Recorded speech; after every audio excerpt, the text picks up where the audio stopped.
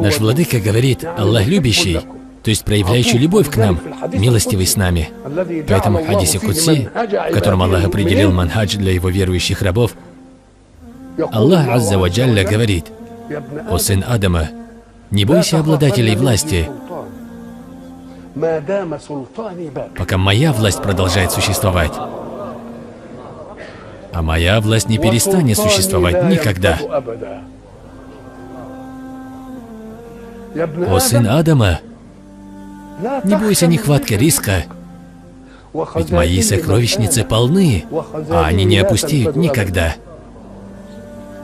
О сын Адама, я создал тебя для поклонения, не проводи же жизнь праздно. Я приготовил и сохранил для тебя твой риск, так не утомляй же себя. Не поймите неправильно, здесь не имеется в виду «не утомляй свое тело». Здесь подразумевается «не утомляй свое сердце мыслями о риске». Тела должны работать, а сердца должны уповать на Аллаха. О сын Адама, я создал тебя для поклонения.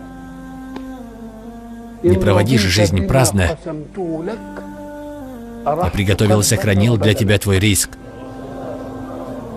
Так не утомляй же себя. Клянусь своей мощью и величием, если ты будешь доволен тем, что я уделил тебе, я одарю покоем твое сердце и твое тело, и ты будешь восхвален у меня. А если ты не будешь доволен тем, что я уделил тебе, клянусь моим величием и мощью, я натравлю на тебя дунью, ты будешь скакать в ней, подобно животному, бегающему по земле, и все равно ты получишь не более того, что я тебе уделил. О сын Адама, я создал небеса и землю, и это не было трудным для меня. Разве утомит меня обеспечить тебя куском хлеба? О сын Адама, не требуй у меня риска завтрашнего дня, как я не требую у тебя поклонения завтрашнего дня.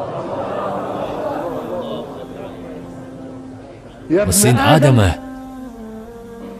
я люблю тебя. Это относится к тому, что мы привели в начале. Я люблю тебя, и по моему праву на тебя будь любящим меня.